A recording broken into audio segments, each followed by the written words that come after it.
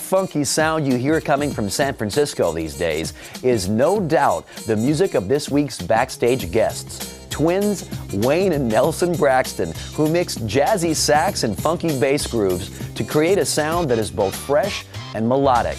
Now, who says nice guys don't finish first? Let's go backstage to meet a musical force to be reckoned with. San Francisco's nicest guys in town, the Braxton Brothers.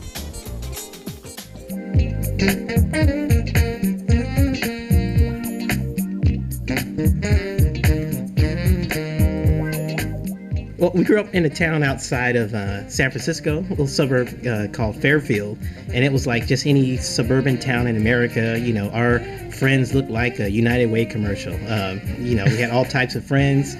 We were able to do all types of activities. I mean, perfect childhood. The great thing about it is that we had music programs available to us. So, you know, from elementary school, we were able to play in, you know, all the different school bands. You know, we started out playing those little plastic recorders, and then from there we went up, you know, to real instruments. But actually, our dad he was one of the first local DJs in the area that we grew up. So, I mean, we'd wake up in the morning, you know, he'd be cooking eggs and grits and be playing, you know, Sherazade one week. And then one Saturday, he was into a, you know, Don Ho phase for a little while. And everything in between, I mean, all the old classic jazz, you know, anything you could name, you know, disco, whatever, he was playing it. I mean, he had record collections, you know, thousands of records. So, I mean, we got programmed with music before we even, you know, like I said, just eating eggs and grits in the morning. We got programmed with music, didn't even know until later on.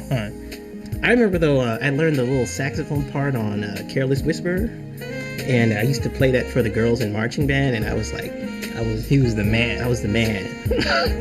So I tried to learn the same part, and I played tuba. That was my instrument all through school. I played the same lick, never worked. The girls didn't like it. I don't know what was up with that. Actually, maybe on the next record, I'll record Careless Whisper on the tuba. That would be our first radio single. You know, we were in high school. We had a little band. I think we were in 10th grade, something like that. And I had just been playing bass for, 4 months or something like that. And we got this gig, and it was at a new Church's Chicken restaurant. And little did we know that the restaurant was basically across the street from our high school. We had to leave school early to go set up for the gig. And right before we start playing, this guy with a chicken suit comes out and stands right in front of the band and starts trying to wave cars into the restaurant.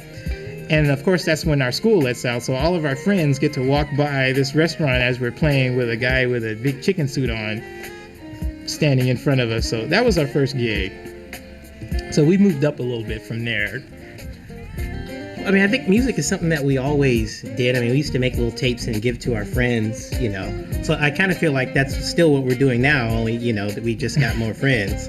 But I remember the day that we had put together some songs onto a CD, and we had sent it to a radio station in San Francisco. So we knew that, you know, in most cases, the DJs don't have the ability to just play it. So what we wanted to do is find out, you know, just some information. So we had a plan. We were going to send it to 2 DJs every week and just ask them, look, hey, we listen to your station all the time. We made this record, and we really just, you know, would like to have any comments you'd have about it. We'd appreciate. And that's all we put in the letter. And, you know, we got 1 week into the plan, and that's when we got a call from KKSF and said, actually, the program director called me, and he said, turn on your radio at 2 o'clock. That's what he said. And that's how we got started.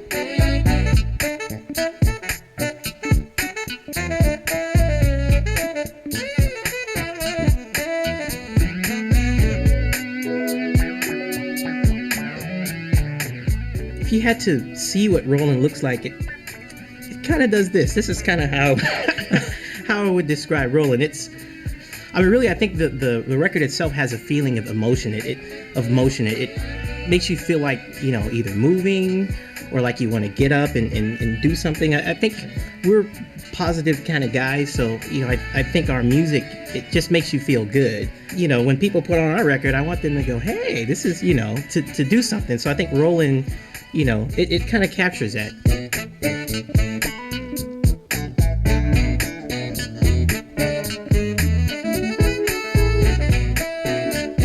We collaborated on more songs on this record than I think we ever have,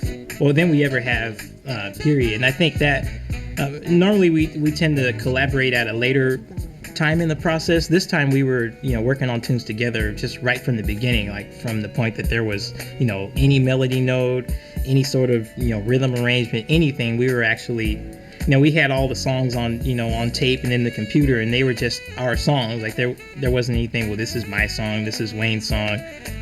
So it really helps to have some other input.